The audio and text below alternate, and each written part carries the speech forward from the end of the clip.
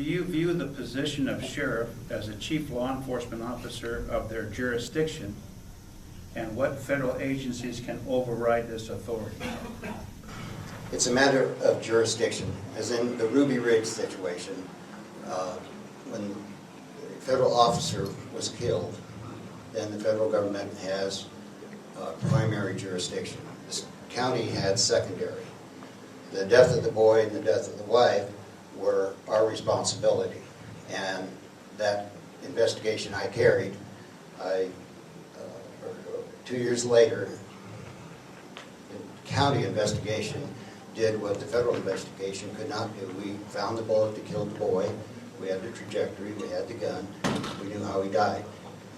The federal officer was charged in state court, and then it was moved to federal court. Eventually that case was dropped when a new prosecutor came in and dropped the case.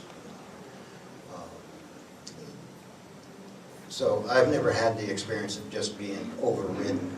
It just depends on the situation. We work very well now with the FBI. It's a totally different FBI than it was in 1992. And that answers. Running for this position, some of the concerns that I hear most frequently from our county are the crimes, the drugs, and federal overreach. And those are all real issues. I do have a long history of a good working relationship with a lot of federal agencies, but those are primarily built on the personal relationships of working with someone on a one-to-one relationship, having an understanding up front. But in Mack and Prince versus the USA, unfortunately with the loss of Justice Scalia, but he's made some great decisions on the Constitution and on the 10th Amendment. The power not delegated to the United States by the Constitution are reserved to the state respectively or to the people, and having a healthy balance of power between the states and the federal government. My position is the federal agents that I work with off and on currently now, I respect. We have our Forest Service agent, was a former deputy, worked for the Sheriff's Office, worked in Montana.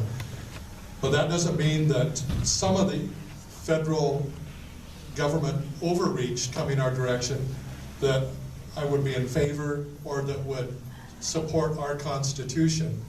The sheriff needs to be the person to stand up and not let federal agencies go on fishing expeditions to come in. It's our responsibility as sheriff is to make sure that, one, they have the legal authority, they've gone before court, and they have something to show, to prove to me that they have the authority for what they're doing. The sheriff, we can work together, we need to work together. When we have an active school shooter or training, we practice with our federal partners. We need every person who's wearing a badge to work as a team, to train as a team. But that partnership doesn't mean that we give up the authority or the responsibility of sheriff. There has to be a check and balance. The sheriff has to be the person to make sure that if there's something being brought forward, and I talked to Sheriff Wheeler in Bonner County when they went to try and take the guns from that veteran, and he went out and stood by them. That is an appropriate action of the sheriff. Without a doubt, the sheriff is the chief law enforcement officer of the community. With that in mind, as I stated earlier, I know what the other organizations are required to do. I know their jobs. So my job as sheriff, basically, make sure they're doing theirs. Not that I'm going to micromanage Border Patrol. Not that I'm going to, tell them how to do their job. It's when they come over to the county level and try to, for some people, overreach. Other people have other words for it. Your sheriff is another word, last line of defense, should be your first. Okay, so as a sheriff, say an organization comes in here, wants to go and arrest and or question an individual in our community, they need to come to the sheriff first. There should never be a situation that we've had in other areas of the United States. And if people want to come here and raise heck, hey, sheriff can tell them to leave.